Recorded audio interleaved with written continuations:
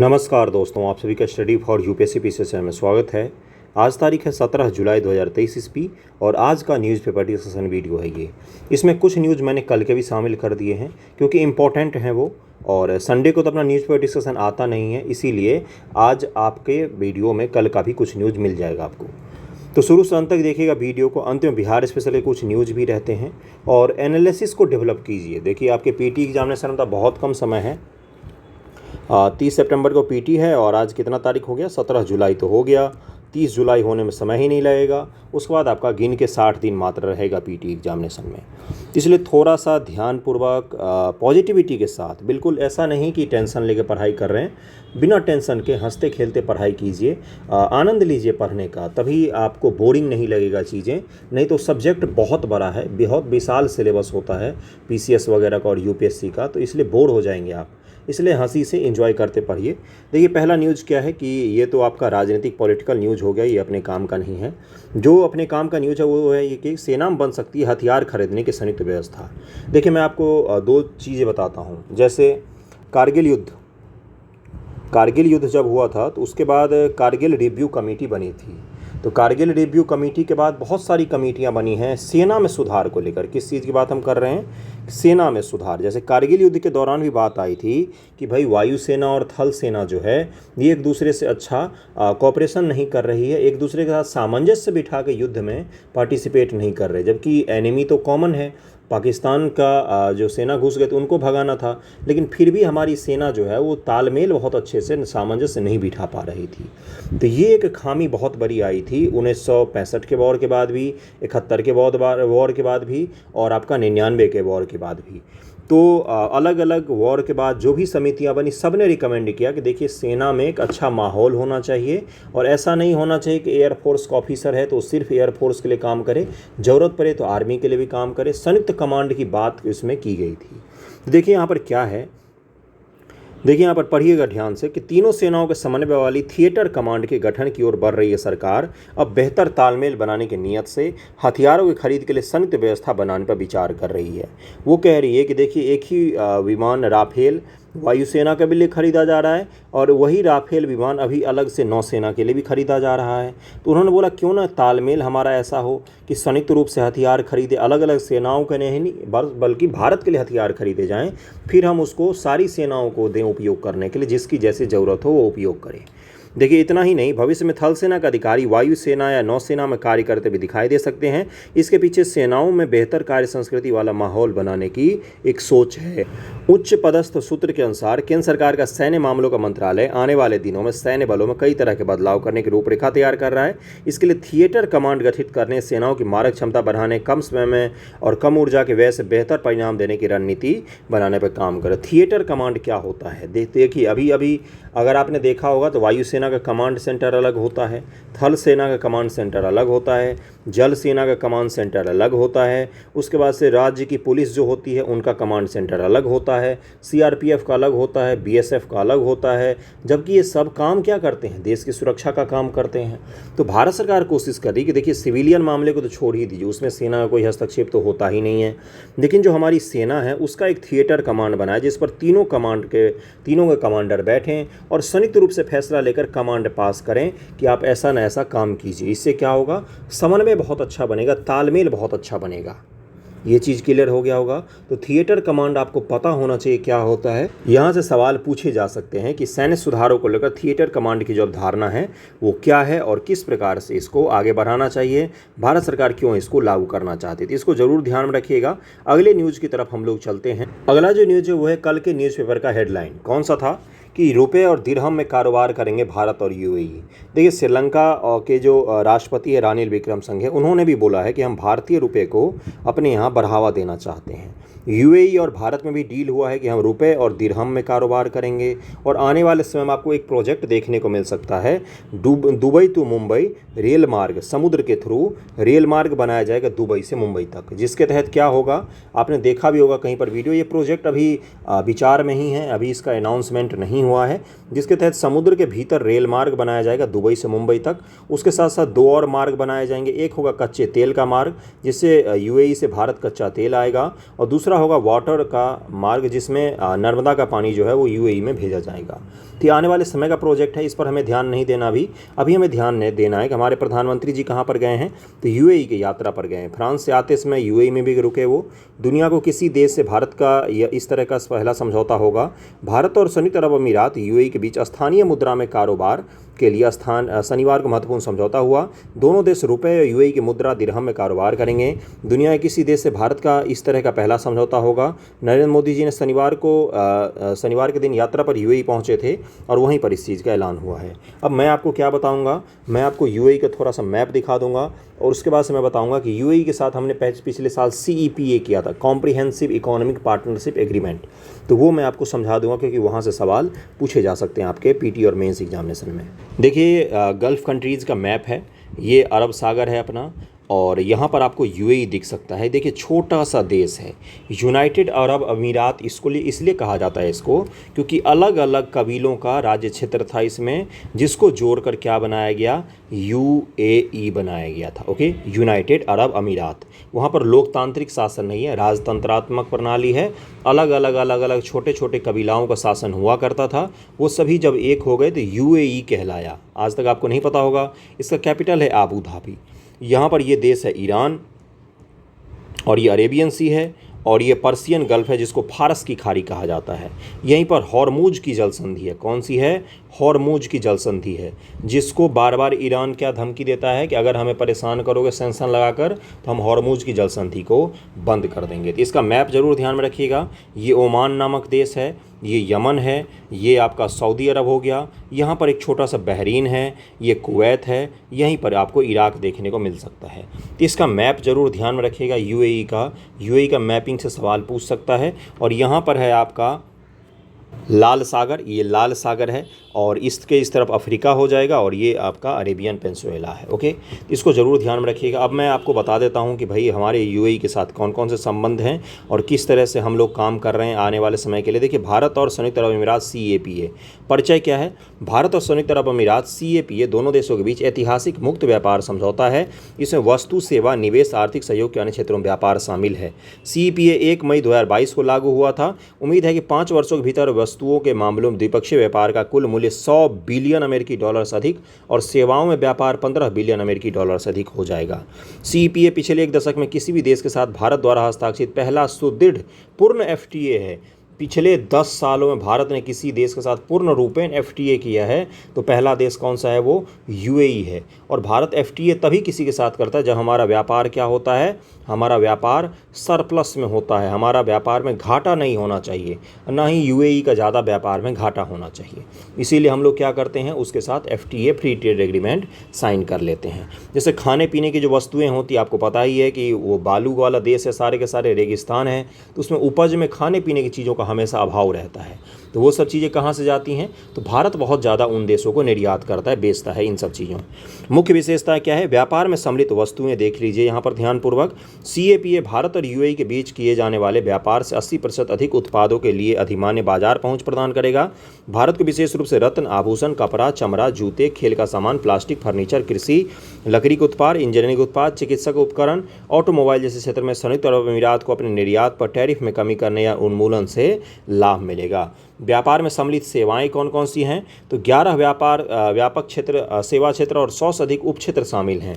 जैसे कौन कौन सी सेवाएं हैं? सेवा सेक्टर आपको पता होना चाहिए, सेवा सेक्टर क्या होता है। जैसे व्यवसाय सेवाएं, संचार सेवा, निर्माण, इंजीनियरिंग संबंधित सेवाएं, वितरण सेवाएं, शैक्षणिक सेवाएं, पर्यावरण सेवाएं, वित्तीय सेवाएं, स्वास्थ्य संबंधी, सामाजिक सेवाएं, पर्यटन और यात्रा संबंधी सेवाएं, मनोरंजक, संस्कृति, खेल सेवा और परिवहन सेवा शामिल है, जिसमें हम दोनों व्यापार में एक दूसरे के साथ बेचेंगे, खरीदेंगे, ये सब कुछ करेंगे। उसके बाद से देखिए निवेश में कहाँ कहाँ पर है। CEPA भारत और संयुक्त अरब अमीरात के बीच सीमा पार निवेश के लिए एक उदार और गैर भेदभावपूर्ण व्यवस्था प्रदान करता है।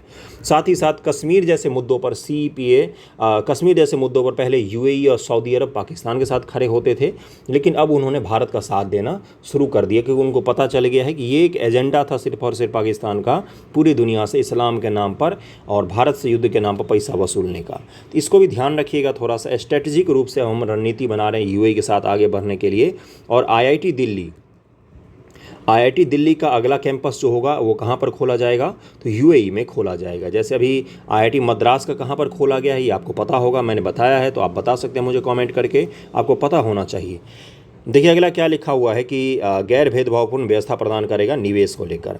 सहयोग के कुछ अन्य क्षेत्र हैं जहां पर हम लोग सहयोग करते हैं। इसको एग्जामिनेशन में कैसे लिखते हैं कि सहयोग के क्षेत्र, पहला पॉइंट, दूसरा पॉइंट, तीसरा पॉइंट, चौथा पॉइंट, पांचवा पॉइंट, ऐसे लिख सकते हैं आप। ओके, थोड़ा सा क्रिएटिविटी दिखाइएगा। निवेश का संरक्षण और संवर्धन, व्यापार तकनीकी बाधाएं, स्वच्छता और फाइटोसेनेटिक उपाय, विवाद निपटान, पर्यावरणीय आंदोलन, दवा उत्पाद, बौद्धिक संपदा अधिकार, डिजिटल व्यापार। पर्यावरणीय आंदोलन के तात्पर्य आप नहीं समझे होंगे। जैसे हम जो विकासशील देशों पर, विकसित देशों पर भारत लगातार दबाव बना रहे, कॉप के माध्यम से, कॉन्फ्रेंस ऑफ पार्टीज़ का नाम आपने सुना होगा, इसके माध्यम से हम दबाव बना रहे। $100 बिलियन जो है वो विकासशील देशों को देना पड़ेगा, विकसित देशों को, क्योंकि पर्यावरण का नुकसान आपने किया है, झेलना हमें पड़ रहा है। तो इसमें यूएई जैसे देश हैं वो हमारी मदद कर रहे हैं, वो हमारे पॉइंट ऑफ व्यू को सपोर्ट कर रहे हैं। बौद्धिक संपदा अधिकार और डिजिटल व्यापार, इन सब चीज़ों पर हमने साझा व्यापार में हिस्सा लिया है। और व्यापार देखिए, अब थोड़ा सा हमें पता भी तो होना चाहिए कि व्यापार हम कितना करते हैं। संयुक्त अरब अमीरात भारत का तीसरा सबसे बड़ा व्यापारिक भागीदार है। सबसे पहला कौन सा है भारत का व्यापारिक भागीदार, तो अपना अमेरिका हो गया, दूसरे नंबर पर चीन है, तीसरे नंबर पर यूएई है। और यूएई के साथ हमने एफटीए एग्रीमेंट कर लिया है। अमेरिका के साथ हमने नहीं किया अभी तक, चीन के साथ तो हम कर ही नहीं सकते जीवन में, क्योंकि हमारा हमेशा उसमें व्यापार में घाटा रहता है, लेकिन हमने यूएई के साथ साइन कर लिया। वर्ष 2021 में दोनों देशों के बीच द्विपक्षीय व्यापार कारोबार करीब में 68.4 अरब अमेरिकी डॉलर का था। प्रत्यक्ष विदेशी निवेश संयुक्त अरब अमीरात अप्रैल 2000 से सितंबर 2022 तक 15,169 मिलियन अमेरिकी डॉलर की संचयी एफडीआई प्रवाह के साथ भारत में 7वां सबसे बड़ा निवेशक है। भारत में 7वां सबसे बड़ा निवेशक कौन सा है, तो आपका यूएई है। ओके, संयुक्त अरब अमीरात में होने वाले प्रमुख भारतीय निर्यात है। देखिए भारत कौन कौन सा चीज़ निर्यात करता है, पेट्रोलियम उत्पाद, रत्न आभूषण, मशीनरी एवं उपकरण, रासायन, लोहा एवं इस्पात, कपड़ा, वस्त्र, अनाज, मांस उत्पादन आदि शामिल है। देखिए मांस एक्सपोर्ट के मामले में भारत जो है वो बहुत ऊपर है। बीजेपी गवर्नमेंट आई उसके बाद भी कोई ऐसा नहीं हुआ कि मांस एक्सपोर्ट में सभी तरह के मांस के एक्सपोर्ट किए जाते हैं, बड़े जानवर से छोटे जानवर तक सभी तक के। और जैसे झींगा मछली का आपको मैं एक किस्सा बताता हूँ। झींगा मछली जो होता है इसका सबसे ज़्यादा एक्सपोर्ट करते हैं हम दुनिया में, आपको पता होना चाहिए। और कहाँ पर बेचते हैं हम, ये जापान में बहुत सारा भेजते हैं हम, जापान के बाद चीन और अमेरिका में झींगा मछली खूब सारा हम बेचते हैं। तो ये कुछ ऐसी चीज़ें हैं जिसमें हमें बहुत ज़्यादा सरप्लस हासिल है, तो इसको ज़रूर ध्यान में रखिएगा थोड़ा सा। अगले पर चलते हैं। आयात हम क्या क्या करते हैं। संयुक्त अरब अमीरात से होने वाले प्रमुख आयात में देखिए कच्चा तेल हम लेते हैं, लेकिन देखिए हम निर्यात में क्या है, पेट्रोलियम उत्पाद और कच्चा तेल में क्या अंतर होता है। कच्चा तेल को जब रिफाइनरी के थ्रू आप रिफाइन करते हैं तब पेट्रोलियम उत्पाद बन कर आता है, तो हम पेट्रोलियम उत्पाद उसको बेचते हैं, कच्चा तेल हम खरीदते हैं। उसके बाद क्या है, सोना, मोती, कीमती पत्थर, धातु अयस्क, धातु स्क्रैप, रासायन, विद्युत मशीनरी आदि, ये सब हम लोग वहाँ से आयात करते हैं। व्यापार संबंध पर भारत और संयुक्त अरब अमीरात का प्रभाव क्या है। द्विपक्षीय व्यापार में 16% की लगभग वृद्धि हुई है। संयुक्त अरब अमीरात को भारत निर्यात 28 अरब अमेरिकी डॉलर से बढ़कर 31.3 अरब अमेरिकी डॉलर हो गया। उपयुक्त सामान अवधि प्रतिशत के संदर्भ में 11.8% की वर्ष दर से बढ़ रहा है हमारा व्यापार उनके साथ। तो कुछ ऐसे क्षेत्र थे जहां से सवाल पूछे जाते हैं, तो ये मुझे आपको बताना था। मेंस एग्जामिनेशन की तैयारी के लिए भी आपको समय कम मिलेगा, तो साथ साथ अगर एक टॉपिक करते भी जाएंगे तो भी आपका बहुत सारा कुछ तैयार हो जाएगा। वे क्षेत्र जिनमें निर्यात में काफ़ी वृद्धि हुई है, खनिज ईंधन, विद्युत मशीनरी, रत्न आभूषण, ऑटोमोबाइल, आवश्यक क्षेत्र, आवश्यक तेल, इत्र प्रसाधन सामग्री, अन्य मशीनरी, अनाज, चावल, कॉफ़ी, ये सब हम लोग खूब सारा बेचते हैं। तो यूएई के मैपिंग को जरूर ध्यान में रखिएगा, कौन कौन सी उसकी सीमा लगाती है और उसकी राजधानी क्या है और कहाँ पर है। ये सीमा वाले बाउंडरिंग कंट्रीज को ज़रूर ध्यान में रखिएगा और कहाँ पर बिलोंग करता है, इन चीज़ों को ध्यान में रखिएगा। बाकी यूएई के साथ हमारे संबंध कैसे हैं, एक आइडिया आपको लग गया होगा। अगले टॉपिक पर हम लोग चलते हैं। अगला जो टॉपिक है अपना वो बहुत ही ज़्यादा इंपॉर्टेंट है और द हिंदू का आर्टिकल है वो क्रिटिकल मिनरल्स। इसका मैंने कुछ दिन पहले आपको न्यूज़पेपर में बताया था कि भारत सरकार ने क्रिटिकल मिनरल्स का एक लिस्ट भी जारी किया था कुछ दिन पहले। तो क्रिटिकल मिनरल्स को लेकर दुनिया भर में क्यों हाई तौबा मचा हुआ है, क्या है ये चीज़, कौन सी चिड़िया का नाम है, किस तरह से काम करती, क्या उपयोग है इसका कि इसको लेकर इतना ज़्यादा देशों में होड़ मचा हुआ है, इसको थोड़ा सा ध्यानपूर्वक समझ लीजिएगा। एक्सपेक्टेड क्वेश्चन है आपके अगले एग्जामिनेशन का, पीटी में भी पूछ सकता है। निम्न से भारत सरकार ने कौन कौन से क्रिटिकल मिनरल्स को लिस्टेड किया है, और मेंस में भी पूछ सकता है क्रिटिकल मिनरल्स की क्या उपयोगिता है हमारी अर्थव्यवस्था के लिए। तो अब इस सवाल को लिखने की कोशिश कीजिएगा, क्रिटिकल मिनरल्स की क्या उपयोगिता है हमारी अर्थव्यवस्था के लिए। अगला देखिए क्या है, जैसे जैसे दुनिया स्वच्छ ऊर्जा प्रौद्योगिकी अपनाती जा रही है, एक संभावनीय भविष्य की ओर आगे बढ़ रही है, महत्वपूर्ण खनिज क्रिटिकल मिनरल्स की मांग अभूतपूर्व स्तर तक बढ़ गई है। लिथियम, कोबाल्ट, निकेल और कॉपर जैसे आवश्यक खनिज इलेक्ट्रिक वाहन, सौर पैनल, विंडो टर्बाइन, अन्य स्वच्छ ऊर्जा उपकरण के संचालन में महत्वपूर्ण भूमिका निभाते हैं। हालांकि इन महत्वपूर्ण खनिजों की मांग में वृद्धि से इनकी आपूर्ति के पीछे छोड़ दिया है, जिसमें उल्लेखनीय चुनौतियां हुई हैं। पूरी दुनिया में हर चीज़ का खेल ही है मांग और सप्लाई का, कि भाई उसकी मांग कितनी है और उसका सप्लाई कितना है। पूरे दुनिया में जो भी कुछ अपने आस पड़ोस में देखते, आप तैयारी कर रहे हैं, आपका सिलेक्शन नहीं हो रहा, इसके पीछे भी एक रीज़न हो सकता है कि भाई नौकरी मांगने वाले तो 5 लाख हैं, लेकिन सप्लाई नौकरी का है मात्र 5। अब लड़ने के लिए आपके क्या लगा दिया जाता है, एग्जाम नाम का एक रिंग बना दिया जाता है, जिसमें सब लोग एक दूसरे से लड़ रहे होते हैं। इकोनॉमी में भी यही होता है, पॉलिटी में भी यही होता है, सब जगह यही होता है, समाज में भी यही होता है। संसाधन कम है और उसकी उपभोग करने वाले लोगों की संख्या ज़्यादा है, तो कंपटीशन अपने आप क्रिएट हो जाता है।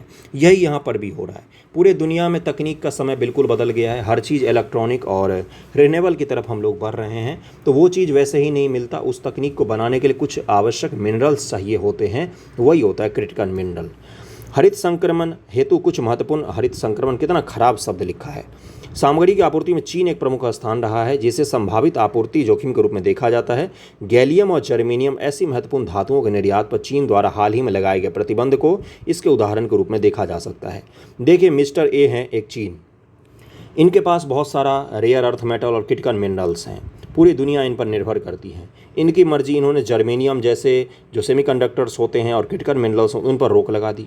अब जो देश जर्मेनियम के लिए चीन पर निर्भर थे, उन सभी की इकोनॉमी डगमगा जाएगा। तो ये एक मोनोपोली बनाने का एक तरीका होता है, बार बार ये जताने का तरीका होता है कि देखो हम हैं, तुम हो। तो यही चीज़ को दुनिया तोड़ने की कोशिश कर रही है। भारत सरकार भी अब कहीं और स्रोत तलाशने की कोशिश में लगी है। खनिज तथा महत्वपूर्ण खनिज क्या होता है? खनिज किसको कहते हैं? खनिज प्राकृतिक पदार्थ है। बालू जो होता है, रेत, वो भी एक खनिज होता है, ये आपको पता होना चाहिए। जो भूवैज्ञानिक प्रक्रियाओं द्वारा निर्मित होते हैं, उनकी एक निश्चित रासायनिक संरचना और भौतिक गुण होते हैं। उन्हें गुणों और उपयोग के आधार पर धात्विक और गैर धात्विक खनिज में वर्गीकृत किया जाता है। धातु वाले खनिज वो होते हैं जिनको आघात करने पर वो चूर चूर नहीं होते हैं, जैसे लोहा, तांबा, सोना, चांदी इत्यादि। और धातु जो खनिज होते हैं वो सामान्यतः, जनरल शब्द जरूर यूज कीजिएगा, और सामान्यतः वो इलेक्ट्रिसिटी और कंडक्टर, जो इलेक्ट्रिसिटी और हीट के कंडक्टर होते हैं। और जो अधातु होते हैं वो सामान्यतः इलेक्ट्रिसिटी और तापमान के बैड कंडक्टर होते हैं। और धात्विक में चूना पत्थर, कोयला, अब्रक, जिप्सम, ये सब शामिल होते हैं। ये भी आपसे पूछ लिया जाता है महत्वपूर्ण खनिज कौन से है, तो देखिए क्रिटिकल मिनरल्स अब किनको कहा जाता है। महत्वपूर्ण खनिज इसी का पूरा टॉपिक है, यही टॉपिक है मूल अपना, महत्वपूर्ण खनिज। महत्वपूर्ण खनिज वे खनिज हैं जो आर्थिक विकास और राष्ट्रीय सुरक्षा के लिए आवश्यक होते हैं। कुछ ऐसे खनिज जो इकोनॉमिक डेवलपमेंट के लिए बहुत ज़रूरी होते हैं और नेशनल सिक्योरिटी के लिए भी ज़रूरी होते हैं और पाए भी कम जाते हैं, इस तरह के खनिज होते हैं। इन खनिजों की उपलब्धता में कमी या कुछ भौगोलिक स्थान और निष्कर्षण या प्रसंस्करण की एकाग्रता से आपूर्ति श्रृंखला संबंधी भेद्यताएं पैदा होती हैं, यहाँ तक कि इनमें आपूर्ति में व्यवधान भी उत्पन्न हो सकता है। भारत के लिए खनिज महत्वपूर्ण क्यों है? महत्वपूर्ण खनिज क्या है? खान मंत्रालय की तहत विशेषज्ञ समिति ने भारत के 30 महत्वपूर्ण खनिजों के एक समूह की पहचान की है। इन 30 में से कम 10-15 के नाम जरूर ध्यान रखिएगा भाइयों बहनों, क्योंकि यहाँ से सवाल आपके एग्जामिनेशन में पूछा जा सकता है। आपको लग रहा होगा कि ये क्या है, ये थोड़ी नहीं पूछेगा। यूपीएससी 2020 का पेपर उठाइए, पीटी का, उसमें देखिए पहला क्वेश्चन कौन सा सेट था? सेट सी, सेट तक मैं बता रहा हूँ। सेट सी का पहला क्वेश्चन देखिए कि इंपॉर्टेंट खनिज के बारे में सवाल पूछा गया है कि नहीं पूछा गया है, उसके बाद मुझे बताइएगा। तो इसमें से सवाल पूछा जा सकता है। देखिए यहाँ पर antimony, beryllium, bismuth, cobalt, copper, gallium, germanium, graphite, hafnium, indium, lithium, ये बहुत सारे 20-30 ऐसे मटेरियल हैं जिनको भारत सरकार ने महत्वपूर्ण खनिज हमारी इकोनॉमी के लिए और हमारे नेशनल सिक्योरिटी के नाम पर इनको चिन्हित किया गया। इनको जरूर ध्यान रखिएगा। भारत में KABIL, काबिल कहा जाता है इसको, खनिज विदेश इंडिया लिमिटेड की स्थापना की है। इन 3 सार्वजनिक क्षेत्र की कंपनियों का एक संयुक्त उद्यम है जो भारतीय घरेलू बाजार महत्वपूर्ण और रणनीतिक खनिजों की निरंतर आपूर्ति सुनिश्चित करने का लक्ष्य रखता है।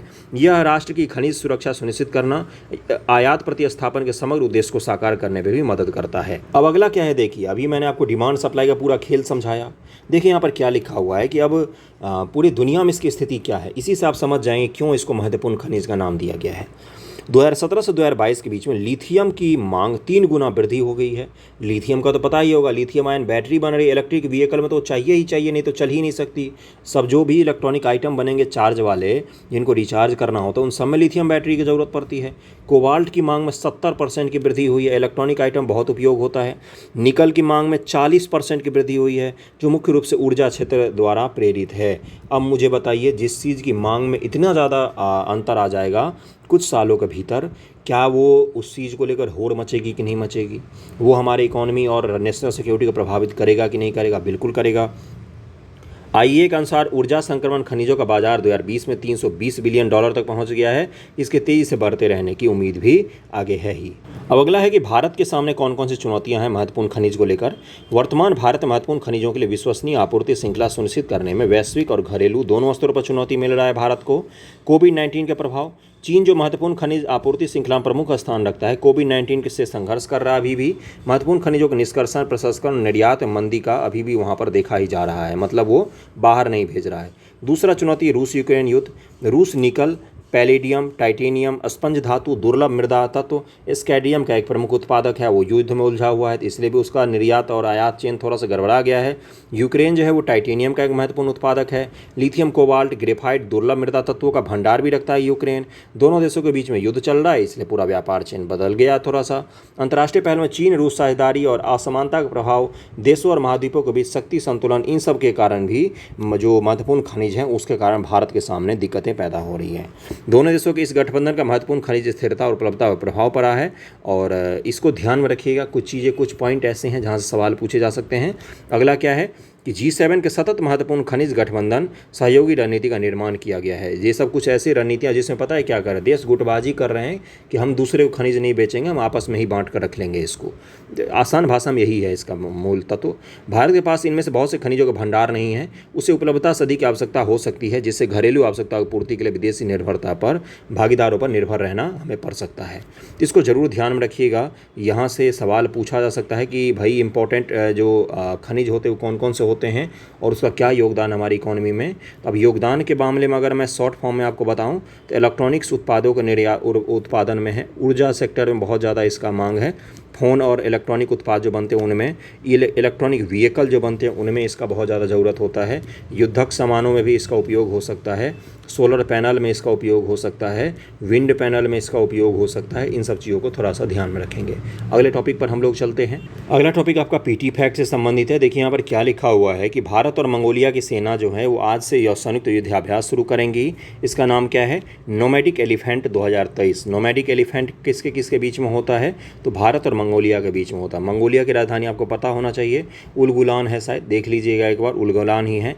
अभ्यास में भाग लेने के भारतीय सेना की 43 जवानों की टुकड़ी रविवार को भारतीय वायुसेना के C-17 विमान से उलन बटोर पहुंच गई। उलन बटोर, उलगुलान मैंने बोल दिया, तो उलगुलान तो अपना वो हो गया ना, बिरसा आंदोलन। उलन बटोर है उसकी राजधानी, माई मिस्टेक, उलन बटोर है। रक्षा मंत्रालय ने बताया कि प्रशिक्षण का उद्देश्य दोनों सेनाओं के बीच सार्थक वगैरह। देखिए ये सब तो कहने की बातें होती हैं, हमारे एग्जाम में क्या पूछा जाएगा? नोमैडिक एलिफेंट 2023 अभ्यास किससे संबंधित है? तो ये भारत और मंगोलिया के बीच में ये अभ्यास निरंतर रूप से किया जाता है, तो इसको जरूर ध्यान रखें। और कहाँ पर आयोजित हो रहा है? तो इस बार मंगोलिया में आयोजित हो रहा है। मंगोलिया में आयोजित हो रहा है, मंगोलिया में आयोजित हो रहा है। बार बार मैं इसलिए बोल रहा हूँ कि जगह भी पूछ लेगा आपसे कहाँ पर आयोजित हुआ था, तो इसको जरूर ध्यान में रखिएगा। अगले टॉपिक पर हम लोग चलते हैं, बिहार स्पेशल को कवर कर लेते हैं। अगला जो टॉपिक है बिहार स्पेशल, वो क्या है कि अरविंद पनगडिया, इनका नाम सुना होगा आपने।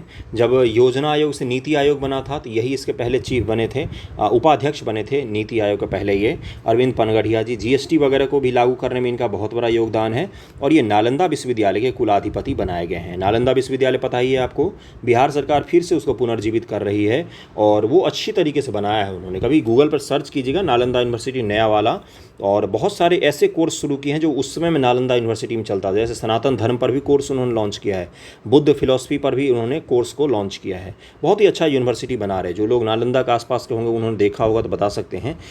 उसके कुलाधिपति किनको बनाया गया है? तो अरविंद पनगडिया जी को बनाया गया है। 29 अप्रैल 2023 को भारत सरकार के प्रसिद्ध अर्थशास्त्री अरविंद पनगडिया को बिहार के नालंदा जिले में स्थित प्रसिद्ध नालंदा विश्वविद्यालय कुलाधिपति बनाया गया है।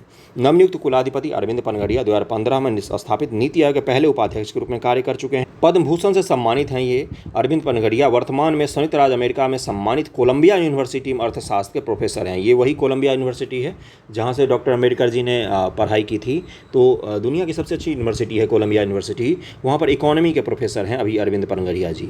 उल्लेखनीय कि बिहार के नालंदा जिले में स्थित प्राचीन नालंदा विश्वविद्यालय के परिसर में ही नवस्थापित नालंदा विश्वविद्यालय भारतीय संसद के अधिनियम द्वारा स्थापित राष्ट्रीय महत्व की एक अंतर्राष्ट्रीय संस्थान है जो विदेश मंत्रालय के तत्वाधान में काम करता है। इसको जरूर ध्यान में रखिएगा, इनको बनाया गया है। अगला बिहार स्पेशल में एक और न्यूज़ है जो मुझे आप लोगों को बताना है, इंपॉर्टेंट है वो भी। वैसे तो मैंने एक दिन आपको न्यूज़पेपर डिस्कशन में इस न्यूज़ के बारे में बताया था, लेकिन बहुत सारे बच्चे नहीं देख रहे होंगे, तो पीटी का समय आ गया है, तो अभी ही इसको लिख कर रख लीजिए। सवाल यहाँ से गारंटेड है, पीटी या मेंस में पूछे, जब भी पूछे, मुझे लगता है कि ज़रूर पूछा जाएगा इस टॉपिक से। अगर थोड़ा सा भी बीपीएससी सही सवाल पूछने की कोशिश करेगी तो यहाँ से पूछ सकती है आपसे सवाल, क्योंकि बहुत इंपॉर्टेंट है और बहुत ही अच्छा काम किया है हमारे राज्य के वैज्ञानिकों ने। देखिए क्या लिखा हुआ है कि हाल ही में कृषि विश्वविद्यालय सबौर भागलपुर के वैज्ञानिकों ने धान की नई किस्म सबौर कुंवर की खोज की है। कम पानी, 25% तक कम खाद और 110 से 115 दिनों में तैयार हो जाने वाली धान की नई किस्म की खोज अनियमित और कम बारिश से परेशान धान उत्पादक किसानों के लिए लाभकारी है। ये कहाँ पर की गई है? सबौर भागलपुर के जो किसान हैं उन्होंने इसका नाम क्या रखा है तो सबौर कुंवर नाम है इस नई किस्म का धान का। एक दिन पहले भी मैंने बताया था, इसलिए रिपीट कर रहा हूँ मैं क्योंकि इंपॉर्टेंट है। धान की इस किस्म का औसत उत्पादन 55 से 60 क्विंटल प्रति हेक्टेयर होगा, जो बहुत अधिक है, जबकि अधिकतम 87 क्विंटल तक हो सकता है। इसमें पौधों की लंबाई 100 से 105 सेंटीमीटर तक होगी। यह किस्म जीवाणु, झुलसा, अंगमारी, झोंका, कंडुआ रोग से प्रतिरोधी है। अब आपसे क्या पूछा जाएगा? इन्हीं रोगों के नाम ध्यान में रख लिए, सब धान से संबंधित रोग हैं। धान में ये रोग लगते हैं, धान का रोग और उसके बाद से गन्ने का रोग और गेहूं का रोग के बारे में और मक्के के रोग के बारे में सवाल पूछे गए हैं बीपीएससी में, पीटी में पूछे गए हैं, साइंस में पूछ लिए गए हैं। तो इसलिए थोड़ा सा ध्यान रखिएगा इस चीज़ को, इन रोगों का नाम ध्यान रखिएगा, इन रोगों से प्रतिरोध प्रदान करेगा। सबौर कुंवर नाम है इस धान के नई किस्म का। इसमें देखिए क्या लिखा हुआ, तना छेदक, भूरा कीट और पत्तली पेटक के प्रति भी सहनशील है। यह बिहार के मध्य और दक्षिण बिहार के जिले बक्सर, रोहतास, भोजपुर, औरंगाबाद, लखीसराय, बेगूसराय, समस्तीपुर, भागलपुर, बांका आदि के किसानों को विशेष फायदा देगा। क्यों विशेष फायदा देगा भाई? क्योंकि ये है बिहार अपना चौकोर, ये बिहार के बीच से गंगा नदी बह रही है। बिहार में ये इलाका जल ही जल है और यहाँ कभी नहीं जल है, तो इसीलिए इन इलाकों में जहाँ पर जल की मात्रा कम है तो वहाँ पर ये धान की किस्म आसानी से उपजाई जा सकती है। इसको ध्यान में रखेंगे आप लोग क्योंकि इंपॉर्टेंट है ये। बिहार स्पेशल के भी 2 न्यूज़ मैंने करवा दिए और एक इंडिया यूएई भी करवा दिया है मैंने, और एक आपको महत्वपूर्ण क्रिटिकल मिनरल्स ये भी करवा दिया है मैंने। आज इतने ही टॉपिक रखिए, अगले वीडियो में हम लोग जल्द ही मिलेंगे। थैंक यू सो मच आप सभी का।